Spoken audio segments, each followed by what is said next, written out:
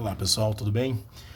Então, nessa aula eu dou continuidade àquele segundo tema da nossa disciplina, que abarca um pouco de algumas modalidades mais específicas de ensino ou de educação a partir da LDB.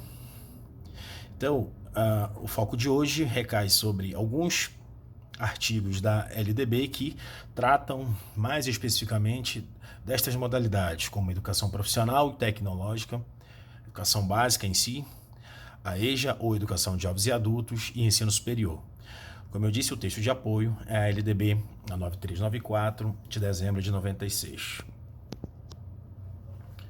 Bom, eu quero começar, portanto, nessas nossas reflexões aqui, a partir do capítulo 2 da educação básica. Tá?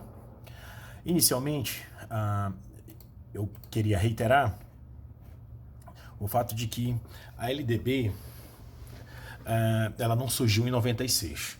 Tá?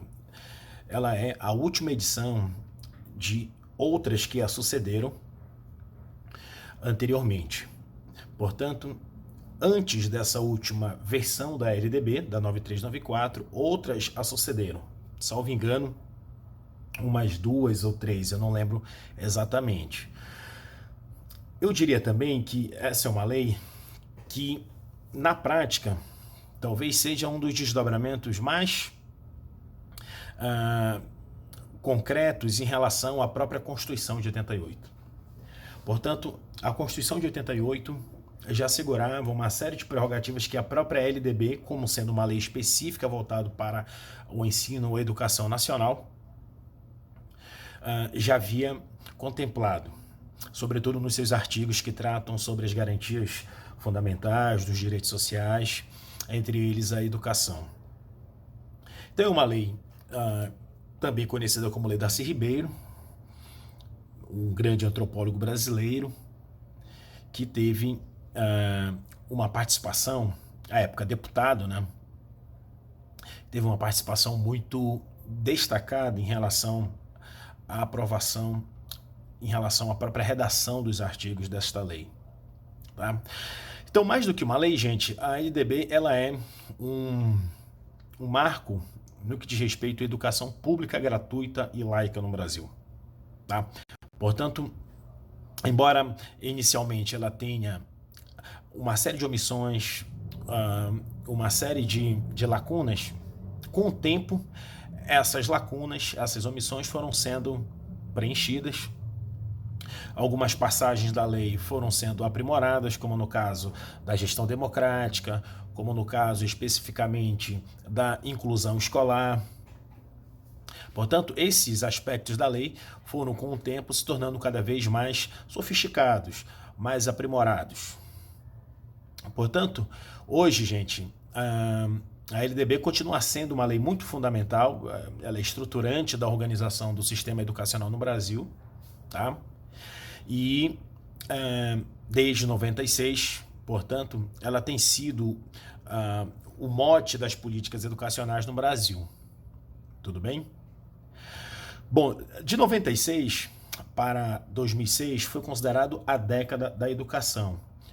Esse primeiro decênio de execução da LDB tiveram grandes conquistas e grandes avanços. Dentre esses avanços, é possível dizer acerca, por exemplo, nesse período, da consolidação da universalização do acesso ao ensino básico no Brasil. Ou seja, o Brasil começou, portanto, do ponto de vista das políticas educacionais, a universalizar o acesso ao ensino básico nacionalmente. E desde então, por exemplo, tentativas de aprimorar, sobretudo do ponto de vista curricular, tem sido um dos grandes objetivos da própria legislação. Está aí, portanto, a própria BNCC como um desses desdobramentos. Né? Eu acho que a BNCC já era, desde pelo menos 1997, uma demanda de educadores, e de intelectuais, enfim, e de professores e de demais agentes que estão direto ou indiretamente ligados à educação no Brasil. Então, desde os PCNs, que foram formalizados em 1997, até a BNCC, cuja sua implementação deveria ter sido iniciada em 2020, pelo menos aqui no estado do Amapá. Nós temos aí um longo percurso de mudanças do ponto de vista curricular, de políticas que fracassaram, de metas e estratégias dos planos nacionais e estaduais e municipais que não foram levados adiante e por aí vai. Tá? Então vamos iniciar, portanto, aqui do ponto de vista do artigo 22. Tá? Então o capítulo 2 da educação básica, ele vem aqui conceituar o que seria essa educação básica. Educação básica, o objetivo dela é desenvolver o educando, assegurando-lhe a formação comum indispensável para o exercício da cidadania, fornecendo-lhes meios para progredir no trabalho e estudos posteriores. Portanto, a educação básica tem uma finalidade. Ela precisa formar esse educando, assegurar com que ele tenha as condições mínimas, as habilidades e competências mínimas, para que ele possa dar seguimento nos seus estudos e também conseguir um emprego, conseguir atuar no mercado de trabalho. Tá bom? Parágrafo 2º. O calendário escolar deverá adequar-se às peculiaridades locais, inclusive climáticas e econômicas, a critério do respectivo sistema de ensino, sem com isso reduzir o número de horas letivas previstas na lei. Ao passo que a gente vai comentar um pouco melhor acerca do calendário escolar lá para frente, tendo em vista o atual contexto, chama atenção aqui para o fato de que ainda hoje esse artigo 22, ele ainda é extremamente atual. Tá? Ou seja, ele é um artigo que faz com que a gente, que está aqui nesse processo de formação de professores, questione de fato se a escola está assegurando esses fundamentos do ensino e da aprendizagem formal tão necessários ao desenvolvimento do educando para o exercício da cidadania e inserção no mercado de trabalho. Então, é importante refletir se a escola está realmente caminhando nesta direção. Bom, o artigo 24, a educação básica no nível fundamental e médio será organizada de acordo com as seguintes regras comuns. Tá? Então, o artigo 24 aqui, gente, da educação básica, tá? Quando eu falo de educação básica, eu estou me referindo. Quando as pessoas perguntam o que é a educação básica, né? Ela é formada pelo quê, gente? Educação básica é formada pela educação infantil, tá? Educação infantil atualizado, educação infantil, o ensino fundamental e ensino médio, tá? Então, são esses 3 níveis, tá, de ensino que compõem a educação básica. O ensino superior é educação básica? Na lei está dizendo que não. Tá? O ensino superior não é. E o ensino técnico profissionalizante também não. Então, quando eu falo educação básica, é aquilo que obrigatoriamente o Estado deve fornecer como direito público, como direito, uma garantia do cidadão indispensável à formação humana. Bom, tendo em vista o artigo 24, aqui no inciso 1º, tá? A carga horária mínima anual de toda a organização escolar deve ser de 800 horas, tá? A carga horária mínima deve ser de 800 horas para o ensino fundamental e também para o ensino médio, e essa carga horária deve ser distribuída por no mínimo 200 dias de efetivo trabalho escolar. Quando eu falo efetivo trabalho escolar, eu estou me referindo àquele trabalho que aconteceu no âmbito estritamente da escola. Tá? Portanto, esses 200 dias com essa carga horária de 800 horas mínimas anuais, elas devem ser computadas do ponto de vista do efetivo trabalho escolar, ou seja, aquele trabalho que se deu no âmbito estritamente da escola, de sala de aula, de projetos, de iniciativas pedagógicas que tem a ver ali com o projeto político da escola, tá bom? Essa redação ela foi dada em 2017. Do ponto de vista atual, o cumprimento dos dias letivos, do mínimo de 200 dias letivos, ele foi objeto de uma discussão intensa no ano passado, cujos desdobramentos ainda são sentidos esse ano. No ano passado, o MEC editou decretos e algumas normativas suspendendo, portanto, o cumprimento, a obrigatoriedade do cumprimento dos 200 dias letivos. Porque, evidentemente, os alunos não estavam mais, as aulas presenciais foram suspensas e, portanto, os alunos não estavam mais tendo que se deslocar à escola. Ou seja, flexibilizou talvez aí a frequência escolar. Mas isso não significa que as 800 horas tivessem que ser flexibilizadas, ou seja, tivessem que ser que as escolas não pudessem cumprir essas 800 horas. Não, ao contrário. As escolas passaram, portanto, por um processo de adequação, por um processo de planejamento das suas atividades, de modo a assegurar essas 800 horas. Tá bom? Ou seja, na prática, muitas escolas poderiam cumprir essas 800 horas sem necessariamente cumprir 200 dias letivos. Isso significa que elas poderiam ou não atingir os 200 dias, 150, 180, enfim, bem como ultrapassar esses 200 dias. Tá? Então, de acordo com a realidade de cada escola e também das mantenedoras, nesse caso as secretarias estaduais e municipais de educação, de acordo com a realidade dessas escolas e dessas mantenedoras, coube, portanto, adaptar as atividades, o planejamento dessas escolas em torno dessa nova realidade. Bom, ainda de posse aqui do artigo 24, que trata dessa organização, de como é que do funcionamento e organização do ensino fundamental e médio, vejamos o item 2. A classificação em qualquer série ou etapa, exceto a primeira do ensino fundamental, pode ser feita por promoção para alunos que cursaram com aproveitamento a série ou fase anterior na própria escola, independentemente da escolarização anterior, mediante avaliação feita pela escola, que defina o grau de desenvolvimento e experiência do candidato e permita a sua inscrição na série ou etapa adequada, conforme regulamentação do respectivo sistema de ensino. Verificação do rendimento escolar, observando os seguintes critérios: avaliação contínua e cumulativa do desempenho do aluno, com prevalência dos aspectos qualitativos sobre os quantitativos e dos resultados ao longo do período sobre os eventuais.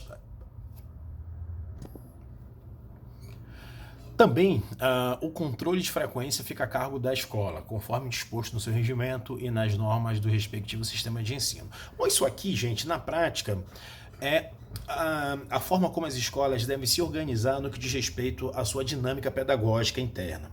Isso aqui é válido para todas as escolas, que, por sua vez, isso facilita muito, sobretudo, no processo de promoção de uma etapa para o aluno. Às vezes aquele aluno, ele vem de uma outra escola e esse aluno conseguiu ter um bom desempenho, um bom desenvolvimento naquela escola, que na outra poderia se adequar facilmente numa outra série. Portanto, um aluno que vem do 6º ano de uma outra escola e tenta e faz, por exemplo, um teste, uma classificação ou verificação do seu rendimento escolar anterior, ele pode muito bem se adequar a partir desses critérios numa outra série ou etapa de ensino. Portanto, isso aqui é, do ponto de vista das escolas, uma orientação importante, porque muitos alunos, às vezes, eles têm um desenvolvimento, às vezes, relativamente incompatível com a sua idade biológica, a sua idade escolar. Portanto, aquele aluno que tem algumas habilidades, aquele aluno que se destaca em algumas áreas, aquele aluno que já tem um desenvolvimento superior do ponto de vista da etapa em que ele se encontra, ele pode ter esse aproveitamento desses estudos e passar por esses processos de avaliação na própria escola, de modo que a escola consiga fazer com que esse aluno tenha o melhor desempenho possível em sala de aula.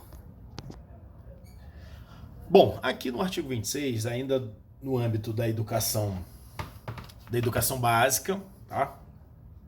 O artigo 26 ele trata sobre currículo, tá?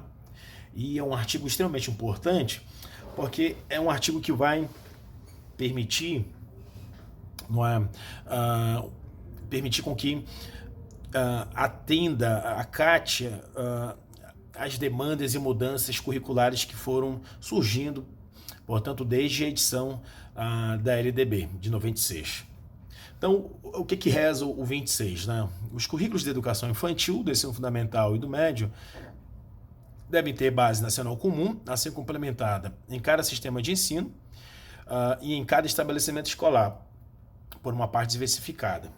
Então, o artigo 26, gente, ele já traçava desde a sua origem o estabelecimento de um currículo, aspas, unificado, um currículo comum em todas as escolas do Brasil. Ou seja, são aqueles conjuntos de conhecimentos, aqueles conjuntos de habilidades e competências que o aluno deve desenvolver a partir do ensino e da aprendizagem dos componentes curriculares no âmbito de todo o território nacional. No entanto, porém, a lei faculta também um currículo específico, não é? Ou uma parte diversificada, que é justamente aquela parte que as escolas de cada região vão adotando como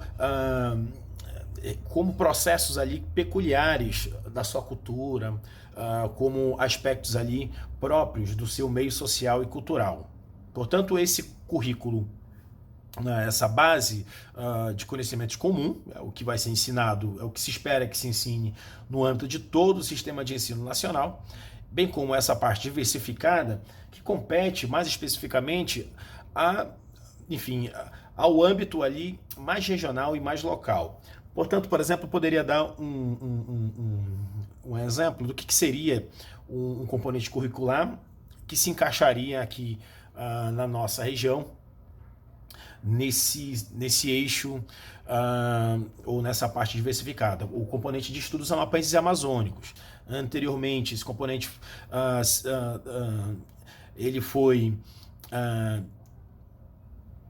ele se transformou, ele é um desdobramento de um componente anterior, como oficina de trabalho, e por aí vai. Então, os respectivos sistemas de ensino têm essa responsabilidade de realizar o fomento, o desenvolvimento de um currículo específico que possa traduzir os aspectos identitários, culturais, socioeconômicos, enfim, da sua população e de seu povo. No parágrafo 1º, portanto, os currículos a que se refere o caput devem abranger, obrigatoriamente, o estudo da língua portuguesa e da matemática, o conhecimento do mundo físico e natural e da realidade social e política, especialmente do Brasil. Então aqui ele está se referindo ao que deve esse aluno estudar obrigatoriamente. Então as escolas não podem fazer a alteração no currículo obrigatório. Tá? As escolas não podem implementar na parte obrigatória aquilo que ela achar conveniente, correndo o risco, portanto, de ser penalizado a escola, de ser inclusive sofrer sanções específicas. Tá bom? Então são essas as dimensões aqui desse currículo mais obrigatório. No parágrafo 2, o ensino de arte, especialmente em suas expressões regionais, constituirá componente curricular obrigatório da educação básica. Então, em 2017, gente, o ensino da arte foi bastante questionado. Questionado no sentido da se esse ensino da arte, do componente curricular de arte, qual era a importância dele no âmbito das escolas. Não é? Evidentemente que com o tempo o currículo, pelo seu caráter dinâmico, ele vai se modificando e disciplinas vão surgindo, disciplinas vão sendo modificadas, vão desaparecendo. E mais especificamente do ensino da arte, isso foi também objeto de alguma disputa ou de alguma discussão, sobretudo quando se estava, naquele processo de discussão e de constituição da Base Nacional Comum Curricular. Tá? Portanto, pela redação da Lei 13.415 de 2017, o ensino da arte torna-se obrigatório. Tá? Bom, no parágrafo 8º deste artigo, do 26, que trata sobre currículo, a exibição de filmes também de produção nacional constituirá componente curricular complementar palavra-chave aqui é um componente curricular complementar, não currículo obrigatório, integrado à proposta pedagógica da escola, sendo a sua exibição obrigatória por, no mínimo, 2 horas semanais. Então é interessante aqui essa dinâmica em relação do currículo, em relação à absorção de outras linguagens no campo do currículo, né? Então, portanto, o cinema, curtas, filmes e etc., sobretudo de produção nacional, é também uma forma de valorizar o patrimônio artístico nacional do Brasil. Ou seja, muitos alunos, isso às vezes é uma constatação, pouco conhece sobre o cinema nacional. O cinema nacional tem uma história, a produção cinematográfica brasileira, ela tem o seu acervo, enfim. Portanto, é importante que se conheça, é importante que esse alunado possa ter acesso a esse bem cultural nacional, tá bom? E aqui, portanto, a sua exibição é obrigatória por no mínimo 2 horas mensais. Agora, a forma como você pode fazer isso, né, vai depender muito da organização da equipe pedagógica escolar. Às vezes só o professor, ele não tem enfim, às vezes não dispõe ali das ferramentas, né, no seu planejamento ou de ideias que possam melhor agregar valor às suas atividades escolares, à sua metodologia, à sua didática. Então é importante que os gestores escolares, os coordenadores escolares possam conhecer, possam se informar, possam construir esse conhecimento de modo a ajudar a orientar os seus discentes e os seus docentes na melhor maneira de lidar com essas linguagens em sala de aula. Ora, o cinema não pode ser um aspecto, estricto sensu, meramente recreativo, meramente lúdico, tá? Embora isso seja importante dependendo do segmento, dependendo do nível de ensino, dependendo do público-alvo. Dependendo dos alunos, você pode agregar isso a partir de uma perspectiva pedagógica, que possa ensejar a reflexão, que possa incitar a criatividade e até estimular os alunos a produzirem o audiovisual, dado as ferramentas da qual eles dispõem hoje em dia, sobretudo celulares com internet. Então é muito fácil hoje o compartilhamento de produção do material audiovisual nas escolas. Então chamar o aluno para manipular essas ferramentas, para fazer o trabalho de edição, para montagem às vezes de roteiro, compreender a produção cênica, não é? Isso é importante também. Evidentemente que você não vai transformar esse aluno num produtor e etc., num diretor. Mas é importante que ele conheça essas habilidades, por quê? Porque o mundo ele exige hoje que a gente seja, enfim, um sujeito, ainda mais nessa era do streaming, que compreenda essas diferentes linguagens que estão aí no nosso dia a dia. Então, vejo muitos alunos que não têm ideia do que é um DVD mais, por exemplo. Muito menos um videocassete ou uma fita cassete. E isso era parte da realidade de muitos de nós até um pouco tempo atrás, por exemplo. Pouquíssimo tempo atrás. Então, quer dizer, acompanhar essas mudanças tecnológicas na forma de produção cultural e etc. é importante também de ser discutido no âmbito do componente curricular. Agora, a forma como se pode fazer isso, existe N maneiras, não é? Vai depender muito dos objetivos da aprendizagem de cada componente curricular, tá? Então, no parágrafo 9º, os conteúdos relativos aos direitos humanos e à prevenção de todas as formas de violência contra a criança e o adolescente serão incluídos como temas transversais nos currículos escolares de que trata o caput deste artigo, tendo como diretriz a Lei 8.069, de 13 de junho de 1990, o ECA, observada a produção e distribuição de material didático adequado.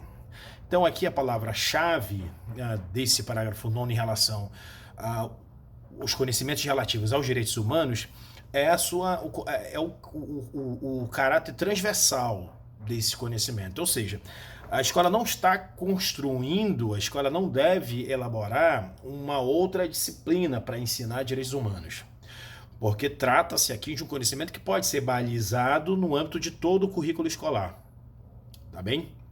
Então não se trata de constituir uma outra disciplina com outro professor específico e etc. Não, isso aí pode ser tratado, enfim, ensinado no âmbito de todos os componentes curriculares, no âmbito de todo o currículo, ou seja, da matemática à física.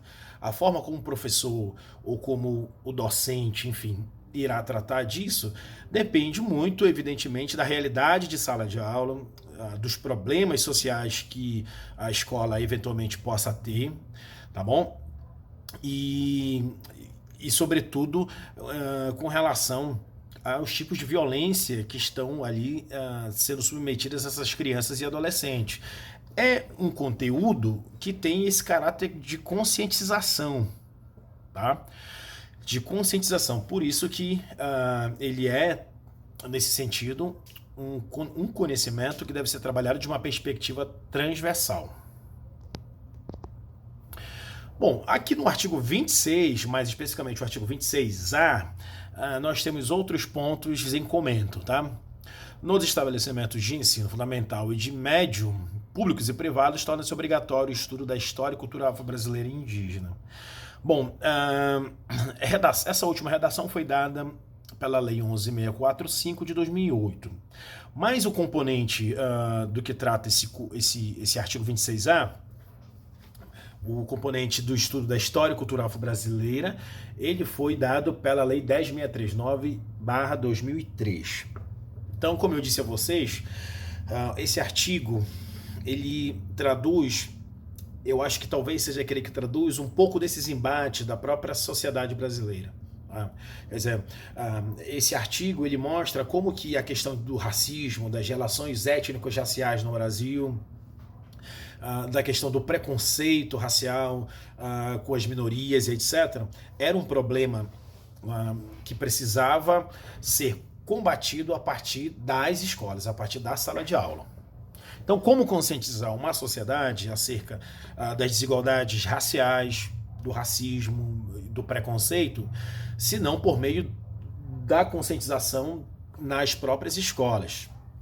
Então, esse artigo ele é a tradução mais concreta desses embates que há na sociedade brasileira. Então, eu poderia dizer que ele foi talvez uma vitória também concreta, mas principalmente simbólica, não é? Uma vitória que teve um peso simbólico muito grande do movimento negro no Brasil. Tá? Algum tempo depois, essa questão de estudar a história dos povos e a cultura dos povos afro-brasileiros, a sua contribuição, o legado da escravidão, os aspectos religiosos, enfim, a contribuição do povo negro em relação ao desenvolvimento econômico, do ponto de vista da cultura em geral, da música, do esporte, da alimentação, enfim. Isso gente, isso mostra que o currículo do ponto de vista do professor Tomás Tadeu da Silva, ele é um campo de conflitos, ele é identidade, ele é trajetória. Diria também que seria, principalmente nesse artigo, um campo de disputa, como dizia o professor Miguel Arroyo, né? Miguel Arroyo entende o currículo como um território em disputa, em que estão em jogo ali. Assim, o parágrafo 2º, né, os conteúdos referentes à história e à cultura afro-brasileira dos povos indígenas, reitero, são ministrados no âmbito de todo o currículo escolar, com especial ênfase nas áreas de educação artística e de literatura e história brasileiras. Há alguma incompreensão, às vezes, em relação a esse parágrafo 2º. Reitero mais uma vez que não se trata aqui da constituição de um novo componente curricular, mas sim de se trabalhar de uma forma transversal esses conhecimentos no âmbito de todo o currículo, com atenção especial, especificamente nessas 3 áreas: educação artística, de literatura e de história. O que não significa que deve ser exclusivamente nessas áreas. É no âmbito de todo o currículo, porém com destaque para essas aulas. Essas disciplinas, aliás. No artigo 28, na oferta de educação básica para a população rural, os sistemas de ensino proverão adaptações necessárias à sua adequação às peculiaridades da vida rural de cada região, especialmente. Então, nesse artigo aqui, ele trata do ponto de vista da organização do calendário escolar das escolas situadas na zona rural do país. Isso implica dizer, pessoal, que do ponto de vista do currículo, tá?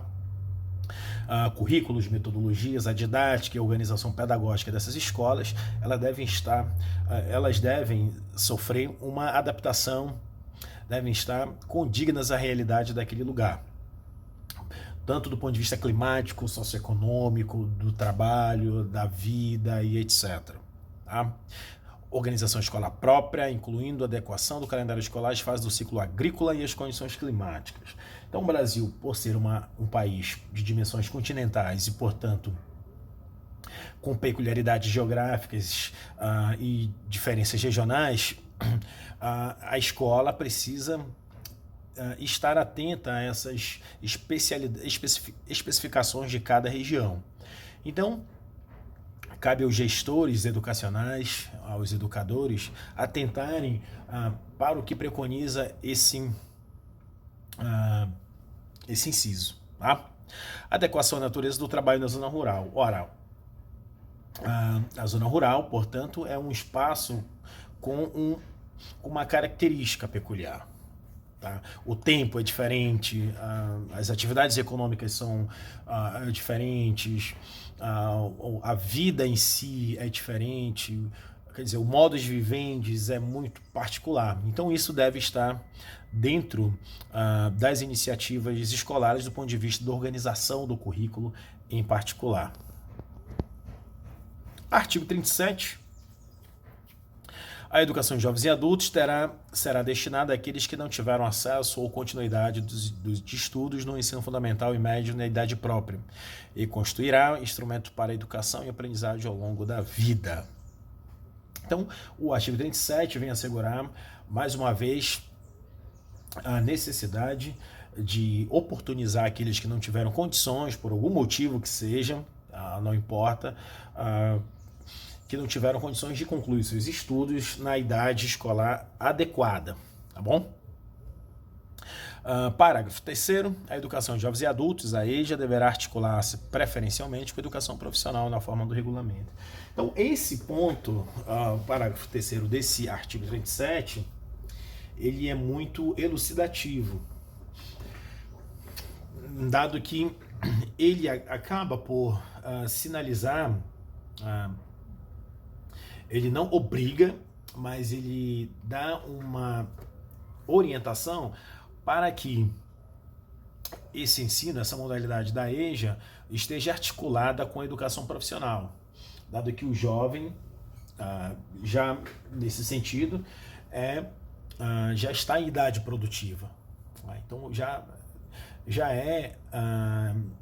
já tem condições de se tornar um trabalhador. Então, preferencialmente, a EJA deve articular-se no sentido de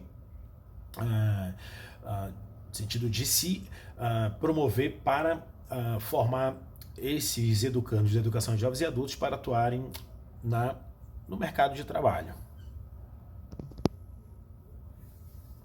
Bom, gente, aqui em relação à educação profissional e tecnológica, artigo 39, tá, é o que especifica, tá, como eu comentei, fiz um breve comentário anteriormente, tá, a educação profissional e tecnológica, ela constitui o capítulo 3 da educação da LDB, tá?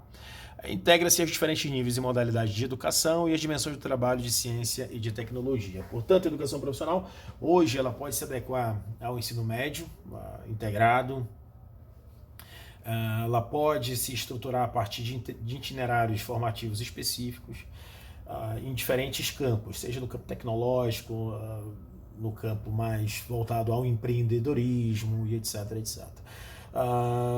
Aqui no parágrafo 1º, os cursos de educação profissional e tecnológica poderão ser organizados por eixos tecnológicos, possibilitando a construção de diferentes itinerários formativos observadas as normas e os respectivos sistemas de ensino, nível de ensino.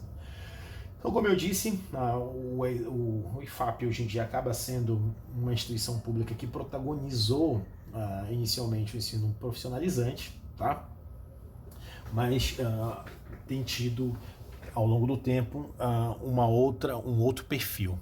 Alguns exemplos que podem ser citados aqui, que traduzem um pouco da demanda do mercado, da demanda da realidade socioeconômica de cada período, né? Então, em períodos de crescimento econômico, em períodos em que você tem um desenvolvimento econômico mais acentuado, é necessário, às vezes, pelo volume de emprego, pelo volume da demanda de mercado, enfim, atentar para a disponibilidade de mão de obra. Então, assim, nesse período aqui, ProEja de 2005, ProJovem Urbano de 2005 também, o Brasil Profissionalizado de 2007, mas sobretudo o Pronatec de 2011, foram programas que se deram no âmbito dos governos petista e que responderam ali